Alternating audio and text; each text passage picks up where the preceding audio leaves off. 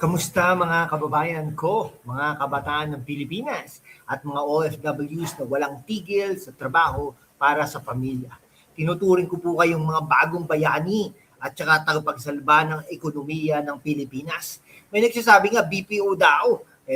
Malapit na yata mawala ang BPO dahil nga po may AI na. Anyway, imagine niyo isang kongresista na tumatanggap ng 50 million pesos allowance, hindi dumadaan sa COA audit, habang ikaw nagtitipid sa sinasahod mo bilang OFW sa Middle East o Europe, o ikaw na estudyante na nag-aabono ng baon. At sa gitna nito, si Yeda Romualdez, chair ng Committee on Accounts, na hawak ang 28 billion pesos MOOE ng House of Representatives. Ako si Lan ng hashtag #WalkWithLan, at ngayon tayo ay maglalakbay sa mundo ng politika na may data, facts at walang kinikilingan na kritika.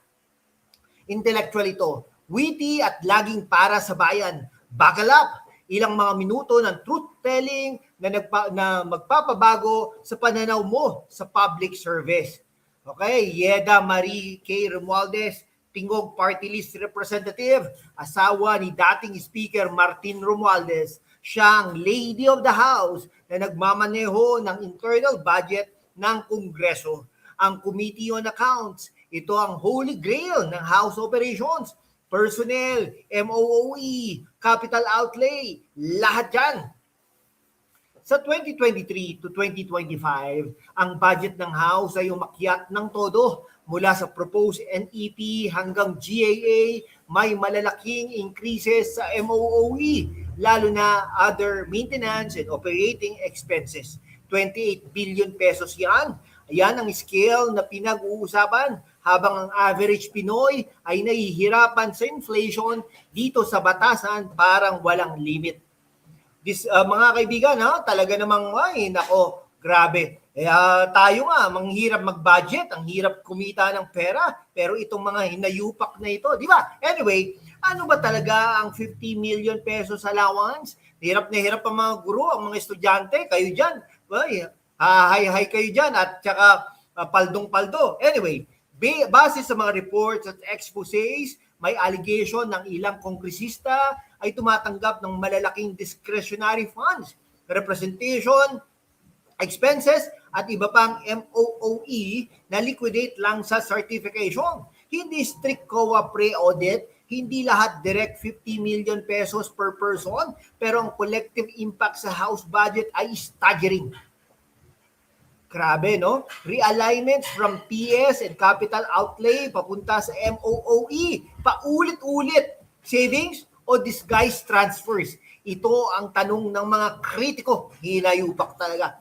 Sa constitutional law, ang power of the purse ay nasa House of Representatives, Kongreso. Pero accountable ba ito sa taong bayan?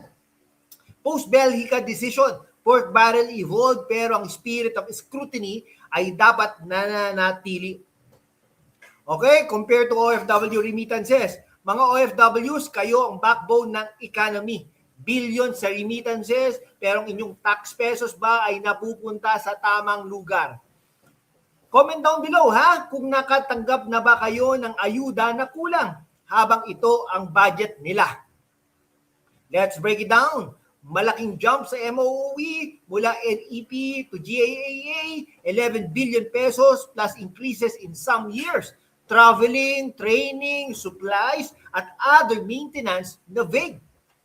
Habang schools at hospitals ay kulang sa budget, bakit ang House ay may luxury ng billions for internal operations? Is this efficient governance or self-preservation, mga kaibigan?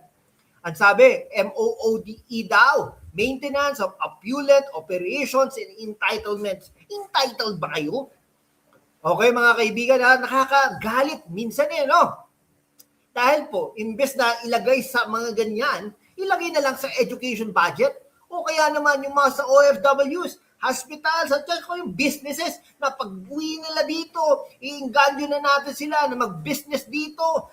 Sila na mag-hire ng kanilang mga empleyado. Hindi na po sila babalik doon sa ibang bansa. Naku po, kung kaya nilang kumita rito ng katulad o lagpas pa ng kinikita nila dito, di mas okay pa dahil magkakasama silang pamilya.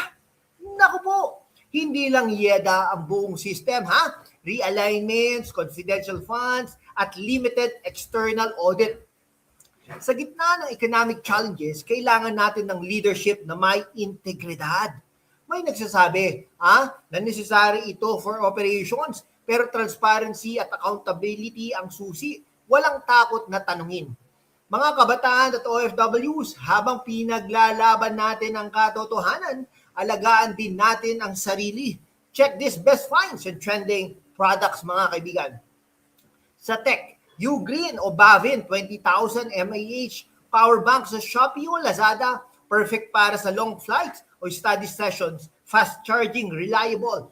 Fashion naman, midi dresses at atlisusit sa Zalora. Sulit, trendy para feel fresh kahit busy ang buhay.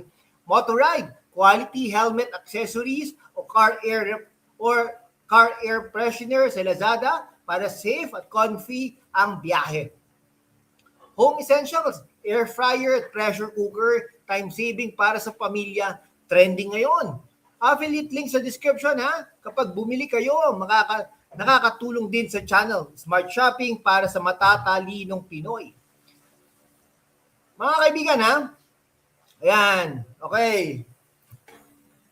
Okay, mga kababayan, pagkatapos nating pag-usapan ng practical side ng buhay, yung power bank, Zalora, fashion, air fryer, na nagpapadali sa araw-araw nyo bilang OFWs kabataan, balik tayo sa mas malalim na usapin. Dahil ang pera na pinag-uusapan natin dito ay hindi lang numero. Ito ay tax pesos nyo, remittances na indirectly nagpa-fund sa ekonomiya at kinabukasan ng Pilipinas. Sa pinakabago noong 2026 budget at deliberations, ang House of Representatives ay nagdadagdag ng humigit kumulang 10.5 billion pesos sa sariling budget. Mula 17 billion pesos sa NEP, papunta sa 27.7 billion sa final version. Ang MOOE naman tumalon mula 10.75 billion pesos, papunta sa 18.58 billion pesos. Ayon kay Batangas Representative Leandro Liviste, humigit kumulang 47.67 million pesos kada congressman ang napupunta sa vague categories: travel, representation, professional services, at other operating expenses na liquidate lang by certification. Yan ang punto. Kulang sa detalye at mahirap i-scrutinize. Si Yeda Romualdez bilang chairperson ng Committee on Accounts ang may hawak sa Holy Grail ng internal budget. Personnel, MOOE, capital outlay, disbursements. Kapag may realignments from PS at capital outlay papunta sa MOOE, paulit-ulit kailangan nating tanungin, totoong savings ba o disguised augmentation na labag sa Constitution?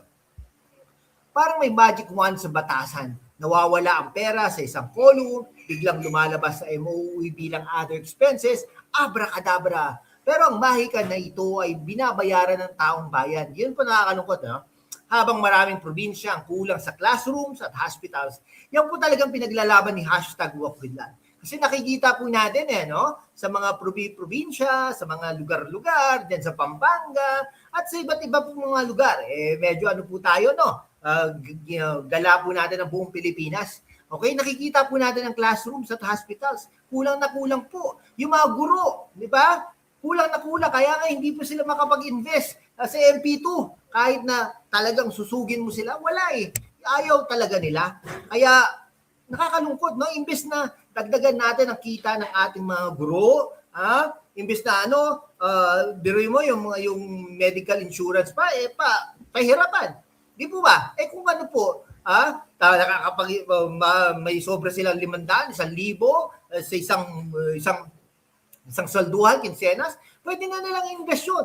Just imagine kung bata ka palang na guro, nag-invest ka na sa stocks or MP2 or kaya digital savings, etc. Grabe! Ngayon pa lang, may milyon ka na! Nakuha niyo po ba? Doon po tayo nagagalit dahil sa mga politikong pulpul na ito na sila ang kumukuha ng oportunidad at yung oportunidad na yon ay inaalis naman nila sa ating mga guro, sa ating mga sundalo, etc. No? Parang walang katapusang maintenance para sa mga opulent operators na ito. No? Yun pala ang purpose ng MOE, maintenance. Mga kabataan, imagine ninyo, ang pera na ito ay pwedeng mapunta sa mas magandang edukasyon. Free college o tech infrastructure na makakatulong sa inyo na makipagsabayan sa mundo sa halip na pupunta sa internal luxuries. Mga OFWs, kayo nagpapadala ng billions kada taon. Ang inyong sakripisyo sa abroad, init ng Middle East, lamig ng Europe ay nag-fund sa sistemang ito. Dapat ba nating manahimik habang may mga mambabatas na tumatanggap ng malalaking allowances na hindi stricto ang audit ng COA?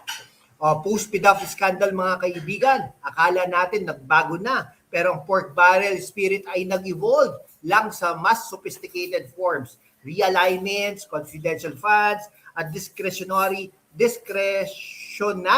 MOOE. Transparency ang kailangan, hindi lamang technical compliance. So mga kaibigan, ano ang solusyon? Hingin ang full itemization ng House MOOE.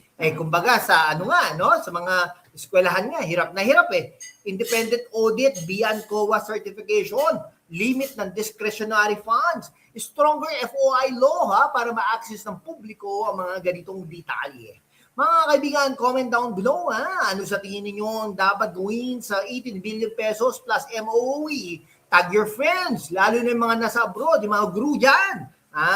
Mag-share ng kwento nyo bilang OFW, guro o kabataan na nahihirapan sa sistema.